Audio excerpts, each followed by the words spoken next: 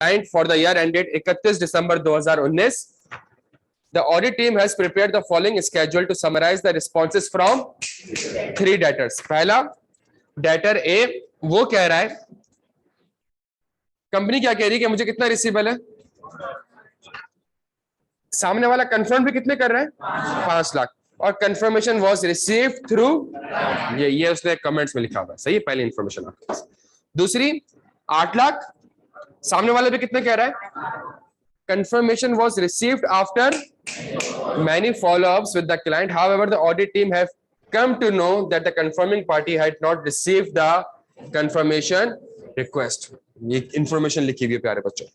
C 5 lakh, सामने वाला कह रहा है consignment of rupees 5 lakh was shipped on 27 December 2019, but the goods of rupees 3.5 lakh were returned subsequent to the year end. ये कितने number, अच्छा ये आपने पढ़ा हुआ adjusting event, non adjusting event, IS10 पढ़ा हुआ है आप लोगों ने? IS10 का आइडिया है? FR1 में, FR2 में? FR2 में, चले सही है।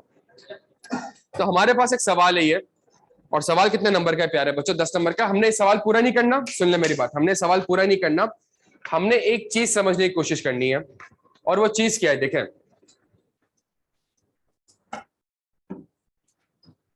अगर आप नहीं तो ये चल नहीं रहा इसको,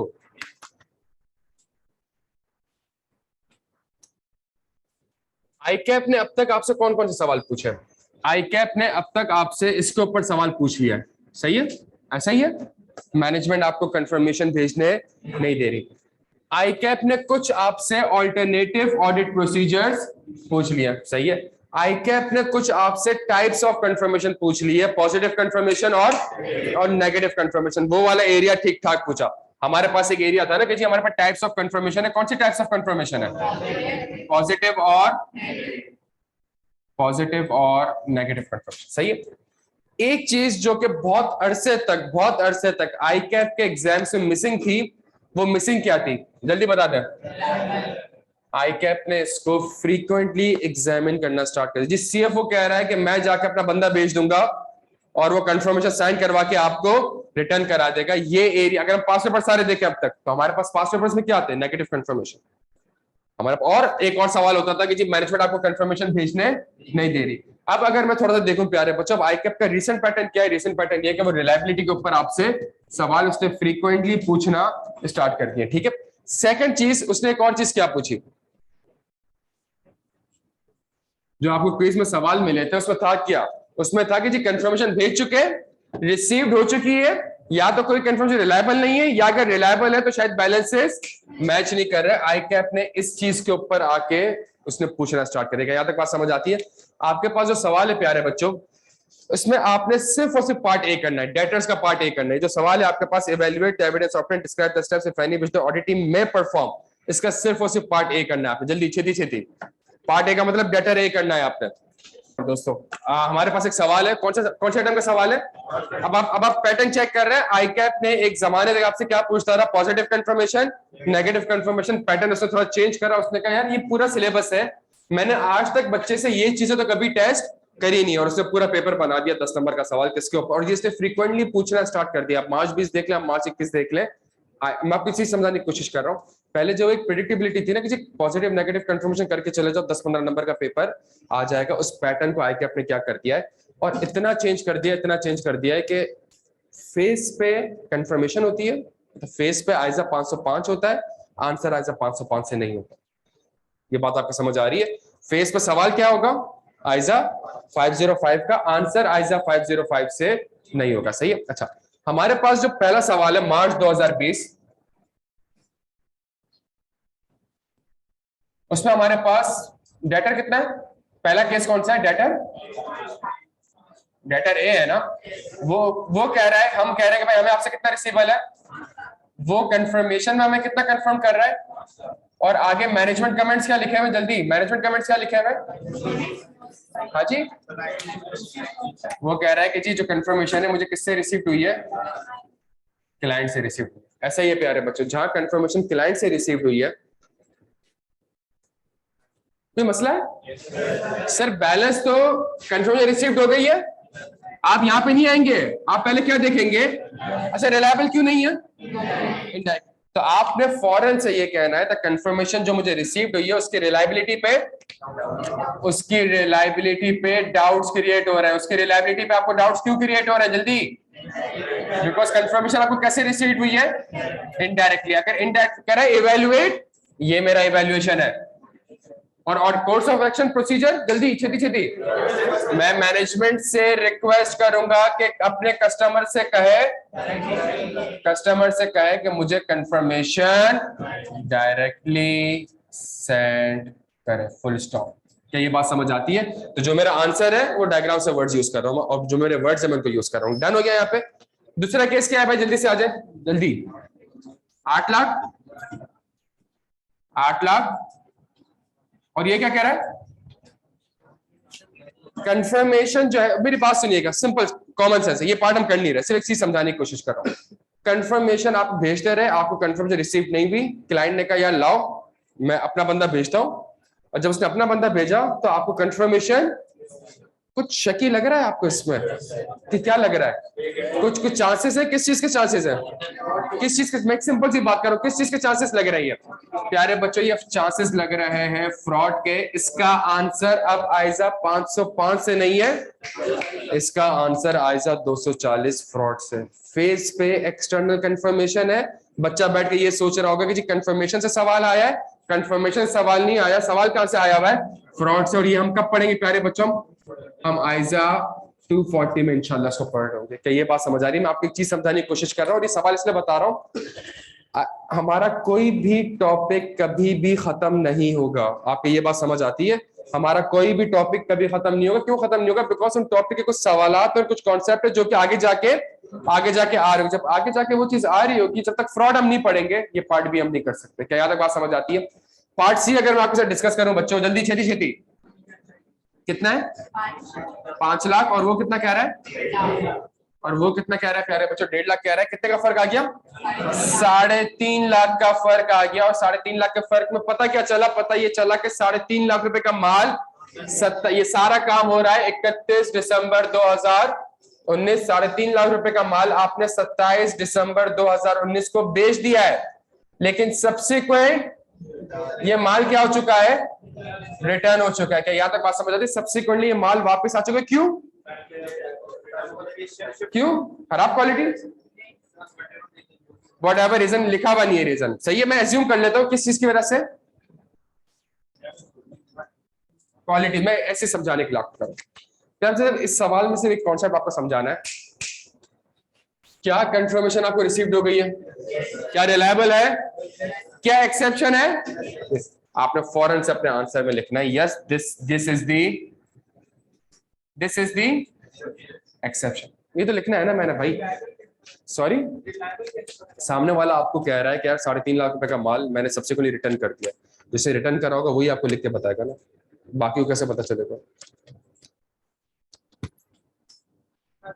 देखिए, अच्छा मेरी बात सुनिएगा, ये सवाल आ गया ना पार्ट 3 का, तो इसमें ठीक ठाक इन्फॉर्मेशन आपको दी हुई है ना, टाइमिंग डिफरेंस, एक्सेप्शन वगैरह। अब आपने ये नहीं कहना उसको, क्या नहीं कहना कि भाई, मैं आपसे एक सिंपल सी बात, सवाल आया पेपर में, आपने कहा मुझे तो लगता है ये रिलायबल नहीं है। अब आप सोचे, वो एक इन्फॉर्मेशन आपको दे रहा है जिसके बेसिस पे वो एक्सपेक्ट कर रहा है कि जी बच्चा उसके ऊपर कुछ कमेंट्स करेगा, बच्चा लिख के क्या आ रहा है, तो मुझे तो लग रहा है रिलायबल नहीं है, सही है। या फिर इसी केस में कौन सा है, 8 लाख वाला, तो बच्चा कहता है कि जी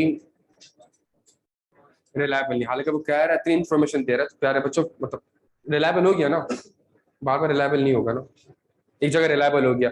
अनलेस वो आपसे कहे कि मुझे कंफर्मेशन डायरेक्टली रिसीव नहीं हुई है, तो आप लिख देते हैं। अगर वो कह रहा है आपको कि जी काउंटर पार्टी को कंफर्मेशन भेजी, वहां से रिसीव हो गई है, तो इट मींस रिलायबल है। ठीक हो गया? अच्छा, ये बात समझ आती है सबके? अच्छा, क्या मैं अपने आंसर में एक वर्ड लिख सकता हूँ? कौन सा वर्ड लिख सकता हूँ कि भाई this is the exception? Done हो गया यहाँ पे? ये तो वर्ड में लिख सकता हूँ ना प्यारे बच्चों, this is the exception. Yes, this is the exception. मुझे एक बात बताए, क्या ये टाइमिंग डिफरेंस है? और मैं लिख सकता हूं एक्सेप्शन है तो it may indicate material misstatement और potential material misstatement. It may indicate the it may be the indication of fraud और इंटरनल कंट्रोल। आगे लिखूं और आगे लिखूं यार, बच्चों आगे लिखूं बस, नहीं आगे लिखूं, आगे लिखूं, जल्दी आए जल्दी आए। हाँ जी, अच्छा आगे जिसने IAS 10 नहीं पढ़ा, मैं एक छोटी सी चीज बताता हूँ आपको। एक हमारी बैलेंस शीट जो होती है वो एसेट पे होती है ना, हमारी जो बैलेंस शीट होती है वो कहाँ तक होती है, वो एसेट 31 दिसंबर 2021 यहाँ तक की बैलेंस शीट। लेकिन 31 दिसंबर 2021 के बाद जनवरी 2022, फरवरी 2022 में कुछ इवेंट्स हो सकते हैं, और उस ऑल्दो वो event subsequent to the year end हुए हैं, लेकिन उस इवेंट की कंडीशन बैलेंस शीट डेट पे एग्जिस्ट कर रही होती है। फॉर एग्जांपल आपके पास एक इन्वेंट्री पड़ी हुई है और वो इन्वेंट्री आपके पास 100 रुपए की पड़ी हुई है, लेकिन वो inventory subsequent to the year end कितने की बिकी, तो जो 20 रुपए का लॉस है आप 2022 में रिकॉर्ड नहीं करेंगे। 2022 में क्यों रिकॉर्ड नहीं करेंगे, आप 2000 अच्छा मैं एक सिंपल सी मैं आपको एग्जांपल बताता हूँ, एक सिंपल सी, और ये थोड़ा बहुत समझ आता है कि यार कुछ इवेंट्स ऐसे होते हैं जो कि subsequent to the year end होते हैं, लेकिन उसकी कंडीशन बैलेंस शीट डेट पे एग्जिस्ट कर रही होती है। अच्छा फॉर एग्जांपल 31 दिसंबर 2021 को आपके पास एक आ रहा है अकाउंट्स रिसीवेबल, कितने रुपए का, 100 रुपए का। जनवरी 2022, फरवरी 2022 subsequent to the year end, ये कस्टमर क्या हो जाता है, बैंक करप्ट हो जाता है, सही है। आपको बैड डेट एक्सपेंस रिकॉर्ड करना पड़ेगा। वो बैड डेट एक्सपेंस 2022 में रिकॉर्ड होगा या 2021 में रिकॉर्ड होगा, हाँ जी 2022 में या 21 में। जिसने नहीं पढ़ा हुआ वो हाथ उठा ले पहले, जिसने IAS 10 नहीं पढ़ा हुआ, आप लोगों ने सबने नहीं पढ़ा हुआ अभी। अच्छा कहाँ पे रिकॉर्ड होगा दोस्त, क्यों 21 में क्यों रिकॉर्ड होगा, 21 में वो आ रहा था, क्या आ रहा था, कंडीशन एग्जिस्ट करती थी कि वो रातों रात बैंक करप्ट नहीं हुआ होगा, सही है। अच्छा पहले ये सारी यूजलेस बातें ना, ये सारी की सारी घटिया यूजलेस बातें। मैचिंग कॉन्सेप्ट हमेशा सामने रखा करें। What the matching concept is, अगर रेवेन्यू 2021 में रिकॉर्ड किया है, अकाउंट रिसीवेबल डेबिट कब हुआ होगा, जब रेवेन्यू जब 2021 में रेवेन्यू रिकॉर्ड किया भाई प्यारे बच्चों, तो शेयर होल्डर को 2021 के शेयर होल्डर को रेवेन्यू दे रहे हो और 2022 के शेयर होल्डर को तुम बैड एक्सपेंस दे रहे हो, कहां से मैचिंग कॉन्सेप्ट हो। सिंपल सी बात है, सिंपल सी बात है, मेरी बात सुनिएगा। अगर इन्वेंट्री आपके पास 2021 में आ रही है प्यारे बच्चों, और आपके पास मार्केट में कोई नया कॉम्पिटिटर आ चुका है, तभी तो subsequent to the year end आपकी इन्वेंट्री कितने की बिकी है, 80 रुपए की। तो ये लॉस भी किसको बियर करना चाहिए, 2021 के शेयर होल्डर को बियर करना चाहिए, 2022 के शेयर होल्डर को। क्या ये बात आपके समझ आती है। इसी तरीके से आपने एक रेवेन्यू रिकॉर्ड किया हुआ है 3.5 लाख रुपए का 2021 में, और सब्सिक्वेंटली वो सेल्स क्या हो जाती है, रिटर्न हो जाती है, तो आप 2022 के रेवेन्यू को क्या कर देते हैं, कम कर देते हैं। प्यारे बच्चों रेवेन्यू 21 के शेयर होल्डर को दे रहा हूं, जब मैंने सेल करी थी मुझे पता था ये गुड्स एक ना एक दिन रिटर्न होके आने हैं। तो प्यारे बच्चों जल्दी से बताएं ये कौन सा मसला है, क्या ये मिस स्टेटमेंट है, प्यारे बच्चों क्या ये मिस स्टेटमेंट है, ये मिस स्टेटमेंट नहीं है। 3.5 लाख रुपए मिस स्टेटमेंट नहीं है। सामने वाला कह रहा है मैं आपको पैसे ही नहीं दूंगा 3.5 लाख रुपए, बिकॉज मैं गुड्स रिटर्न कर चुका हूं। सामने वाला कह रहा है मैं आपको 3.5 लाख रुपए नहीं दूंगा, और मैं अभी भी कह रहा हूं कि भाई मुझे तो आपसे कितने चाहिए, मुझे 5 लाख रुपए चाहिए आपसे, नहीं मुझे कितने चाहिए, मुझे 1.5 लाख रुपए चाहिए। 3.5 लाख रुपए का माल तो क्या हो चुका है प्यारे बच्चों, रिटर्न हो चुका है। तो आपके पास ये जो अकाउंट्स रिसीवेबल आ रहा है 5 लाख रुपए का, इसको मुझे लेके आना है, किसने पे लेके आना है, 1.5 लाख। इट मींस मुझे इस रिसीवेबल को क्या करना पड़ेगा, कम करना पड़ेगा, रेवेन्यू को रिवर्स करना पड़ेगा। प्यारे बच्चों मुझे एक बात बताएं, क्या ये मिस स्टेटमेंट है, नहीं है। IFRS के हिसाब से रिसीवेबल 1.5 लाख पे रिकॉर्ड होना चाहिए, FS पे रिसीवेबल कितना रिकॉर्ड हुआ हुआ है, 5 लाख रुपए पे। क्या ये मिस स्टेटमेंट नहीं है प्यारे बच्चों, क्या ये मिस स्टेटमेंट नहीं है, हाँ जी सॉरी। तो नहीं, अगर तो मैं सेल्स रिटर्न का प्रोविजन तो करता हूँ ना। फॉर एग्जांपल मैं आपको माल बेचता हूँ और मैं आपको वारंटी पे देता हूँ, वारंटी पे आई नहीं है अभी, लेकिन वारंटी का प्रोविजन तो रिकॉर्ड करता हूँ ना। कोर्ट में केस चल रहा होता है, और अभी कोई डिसीजन आया नहीं है, लेकिन मैं फिर भी एक प्रोविजन तो रिकॉर्ड, मैं सैलरीज पे करता नहीं हूँ लेकिन प्रोविजन तो पे कर रहा हूँ। प्यारे बच्चों समझ आ रही है बात यहाँ पे? हाँ जी जल्दी। अब मसला सुनिएगा, मसला सबसे बड़ा क्या है प्यारे बच्चों, और गौर से सुनिएगा। जब भी डिफरेंस आएगा हमेशा क्या कहलाएगा? एक्सेप्शन। जब भी डिफरेंस आएगा हमेशा क्या कहलाएगा? एक्सेप्शन। एक्सेप्शन या तो टाइमिंग डिफरेंस होगा, टाइमिंग डिफरेंस का मतलब है, ये टाइमिंग डिफरेंस का मतलब है ये एरर या फ्रॉड नहीं है। टाइमिंग डिफरेंस का मतलब है ये एरर या फ्रॉड नहीं है। चूंकि ये एरर या फ्रॉड नहीं है तो इसलिए आप मैनेजमेंट से क्या ऑब्टेन कर सकते हैं? रिकंसिलिएशन और रिकंसाइलिंग आइटम्स के ऊपर काम कर सकते हैं। प्यारे बच्चों क्या यहां तक बात समझ आती है? क्या यहां तक बात समझ आती है? लेकिन अगर एक्सेप्शन है, और एक्सेप्शन किस वजह से? मटेरियल मिस स्टेटमेंट की वजह से, अब आपने मैनेजमेंट से रिकंसिलिएशन ऑब्टेन नहीं करनी। अब तो आपने मैनेजमेंट को बोलना है ये मिस स्टेटमेंट है, तो अपने नंबर्स को क्या करें आप?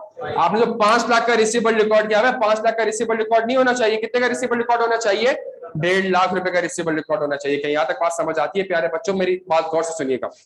इसी चीज को सामने रखते हुए मैं आपके सामने 2 एग्जांपल्स कोट कर रहा हूं। कस्टमर ए, सुनिएगा, कस्टमर ए कितना रिसीवेबल है? 100 रुपए। सामने वाला कह रहा है मुझे कितना पे करना है? 80 रुपए। एक्सेप्शन कितनी होगी जल्दी बता दें? 20 रुपए। अब आगे कमेंट से पता चलेगा कि जो एक्सेप्शन आई है ये टाइमिंग डिफरेंस है या फिर ये कोई एरर या फ्रॉड है, मिस स्टेटमेंट है। सुनिएगा मेरी बात को, कमेंट्स में लिखा हुआ है, कस्टमर कह रहा है मैंने 31 दिसंबर 2019 को चेक जमा करा दिया था। हाँ जी, मैंने 31 दिसंबर 2019 को चेक जमा करा दिया था। जल्दी जल्दी मुझे बताइए कि एक्सेप्शन है, लेकिन क्या आंसर मेरा रेड पर्टेन करेगा या आंसर मेरा ब्लैक वाला होगा? ये टाइमिंग डिफरेंस है। चूंकि ये टाइमिंग डिफरेंस है तो आपने मैनेजमेंट से क्या ऑब्टेन करना पड़ेगा?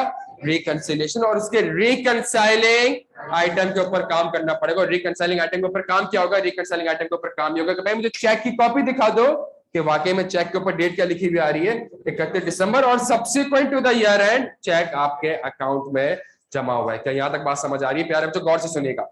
कस्टमर बी 100 रुपए, 70 रुपए, और वो कह रहा है 30 रुपए का, सुनिएगा मेरी बात को, वो कह रहा है कि मैंने 30 रुपए का माल तो रिटर्न कर दिया है, ये तो मुझे खराब क्वालिटी का माल सप्लाई किया था आपने, 30 रुपए का माल तो मैं क्या कर चुका हूं? रिटर्न कर चुका हूं। प्यारे बच्चों क्या ये टाइमिंग डिफरेंस है? क्या ये मतलब ये आगे जाके रिकंसाइल हो जाएगा? ये आगे जाके कभी भी रिकंसाइल, या चलो मैं एक और बात कहता हूं, ये 30 रुपए के ऊपर कस्टमर कहता है कि भाई जो मुझे गुड्स दिए हैं ये गुड्स खराब क्वालिटी के, और इस गुड्स के ऊपर कंपनी का और क्लाइंट का क्या चल रहा है? डिस्प्यूट चल रहा है। कंपनी कह रही है मैं IQ स्कूल ऑफ फाइनेंस का बैनर बनाता हूं, मैं उसको कहता हूं IQ स्कूल ऑफ फाइनेंस लिखना है, मैं 50,000 रुपए का एक बैनर बनाता हूं, और वो IQ स्कूल ऑफ फाइनेंस में फाइनेंस की स्पेलिंग गलत कर देता है, FINNC लिख देता है, E नहीं लिखता। अब मुझे बिल कर चुका है वो, मैं कहता हूँ भाई मेरे तो ये किसी, मैं बड़े इतने बड़े मेन रोड पे बैनर लगा और स्पेलिंग ही गलत हो, और मैं कहूँ कि जी मेरा कंप्लीट सी इंस्टीट्यूट है, तो वो किसी सेंस ही नहीं बनेगा इस चीज का। तो मैं कहूंगा भाई अब आपने जो मुझे माल सप्लाई करा है वो गलत क्वालिटी का करा है। मुझे एक बात बताइए, क्या ये टाइमिंग डिफरेंस है? क्या ये मसला जिंदगी, क्या ये मसला कभी ना कभी आके 1-2 दिन में आके रिजॉल्व हो जाएगा? ये मसला कभी भी रिजॉल्व नहीं होगा। ये टाइमिंग डिफरेंस नहीं है, ये एक मिस स्टेट, ये परमानेंट डिफरेंस है, ये मिस स्टेटमेंट। और मिस स्टेटमेंट का मतलब क्या है कि आपको अपने रिसीवेबल 100 रुपए से लाके कितने पे लेके आने पड़ेंगे? सब, बिकॉज सामने वाला, जल्दी, सामने वाला 70 रुपए आपको पे करेगा, सामने वाला 100 रुपीज आपको पे नहीं करेगा। जब 30 रुपए आपको रिसीव ही नहीं होंगे तो रेवेन्यू कहां से होगी आपको? रेवेन्यू की तो डेफिनेशन ही होती है जब future economic benefit will inflow. जब 30 रुपए का इकोनॉमिक बेनिफिट आपको मिलना ही नहीं है प्यारे बच्चों, तो ये आपका रेवेन्यू कैसे होगा? क्या यहां तक बात समझ आती है? तो जब भी मेरे पास डिफरेंस आएगा, it will always be treated as a exception. फर्क इतना है कि क्या वो टाइमिंग डिफरेंस है या फिर मटेरियल मिस स्टेटमेंट है। अगर टाइमिंग डिफरेंस होगा प्यारे बच्चों तो मेरा आंसर फिर यहां से होगा कि मैं मैनेजमेंट को कहूंगा कि टाइमिंग डिफरेंस है तो मुझे क्या प्रोवाइड कर दे, और मुझे रिकंसिलिंग आइटम्स को पता होगा। लेकिन अगर डिफरेंस होगा, अगर एक्सेप्शन होगी और मेरे पास क्या आ रहा होगा, हाँ जी मटेरियल मिस स्टेटमेंट होगी तो मैं फिर मैनेजमेंट से कहूंगा कि जी अपने फाइनेंशियल स्टेटमेंट्स को आप क्या करें, करेक्ट करें, ठीक करें। टाइमिंग डिफरेंस में मैं कभी भी क्या इस सिनेरियो में प्यारे बच्चों, सिनेरियो 1 में क्या मैनेजमेंट से मैं ये कहूंगा कि 100 रुपए के रिसीवेबल का आप 80 पे रिकॉर्ड करें? क्यों? टाइमिंग डिफरेंस है, आप सामने वाले ने अपनी अकाउंटिंग सही करेगी, बट क्या इस वाले सिनेरियो में मैनेजमेंट से मैं कहूंगा कि भाई 100 रुपए के रिसीवेबल कितने पे रिकॉर्ड करें? 70 पे रिकॉर्ड करें। मैनेजमेंट अगर रिकॉर्ड नहीं करेगी तो मिस स्टेटमेंट की अमाउंट कितनी हो गई? 30 रुपए। मैं चेक करूंगा क्या ये मिस स्टेटमेंट, मैं मैनेजमेंट से रिकंसिलिएशन नहीं दूंगा, मुझे पता है कि ये क्या है, एरर है या फिर फ्रॉड है। क्या यहाँ तक बात समझ आती है प्यारे बच्चों? जब भी डिफरेंस आएगा it shall always be treated as a exception, तो मैं कहूंगा this is an exception. Done हो गया? अब एक्सेप्शन के दो पार्ट्स हो सकते हैं, या तो टाइमिंग डिफरेंस है या फिर मिस स्टेटमेंट की तरफ एरर। क्या ये बात समझ आती है प्यारे बच्चों? कोई सवाल आपका था दोस्त? जी सर। assume नहीं करेंगे ना कि उसका ट्रेंड नहीं करे जनवरी का कुछ, तो फिर आप कह सकते हैं मटेरियल मिसस्टेटमेंट है, बट अगर उसका ट्रेंड होता है कि कुछ, अगर कुछ का ट्रेंड होता है कि वो हो जाता है फिर मटेरियल नहीं देखें, ट्रेंड को छोड़ देना, सामने वाला लिख के दे चुका है आपको कि मैं रिप्लाई नहीं करूँ, मैं आपको खराब क्वालिटी का, सामने वाला लिख के कह चुका है कि मैं 70 रुपए पे करूंगा। इसके अंदर लिखा हुआ है ना, लिखा हुआ है ना क्वेश्चन के अंदर। सॉरी, द वर्ड्स वो कह रहा है ना मैं 1.5 लाख रुपए पे करूंगा। तो आप मटेरियल तब रिकॉर्ड करते हैं ना जो आपके पास ट्रेंड होगा, रिटर्न होगी और आपने फिर रेवेन्यू पूरे से रिकॉर्ड किया। हाँ हाँ, तो फिर तो आपको रिसीवर कम से रिकॉर्ड करके आर वाले को करना चाहिए था, लेकिन उसमें ऐसा लिखा ही नहीं, इसमें लिखा हुआ है ना दोस्त 5 लाख का रिसीवेबल रिकॉर्ड किया मैंने, एटलीस्ट मैंने ग्रॉस अमाउंट रिकॉर्ड की है ना। रिसीवर 5 लाख का सही भी हो सकता तो 5 लाख, हाँ 5 लाख का रिसीवेबल रिकॉर्ड किया होगा तो मैंने रेवेन्यू कितने से रिकॉर्ड किया होगा? 5 से होगा रेवेन्यू रिकॉर्ड। हाँ मैं ये बोल रहा हूं कि अभी उसने कंफर्म बैलेंस 150 हुआ है ना, 150 कंफर्म किया उसने। अपने कमिटी में स्टेटमेंट होगी इसमें। मैं कह रहा हूँ ये मिस स्टेटमेंट होगी, टाइमिंग डिफरेंस नहीं है, ये कभी भी रिजॉल्व नहीं होगा, 1-2 दिन बाद रिजॉल्व नहीं होगा ये। वो सही है, लेकिन अगर ये उसमें ट्रेंड होता है कि क्वेश्चन नंबर 7 आपके पास आ रहा है, ये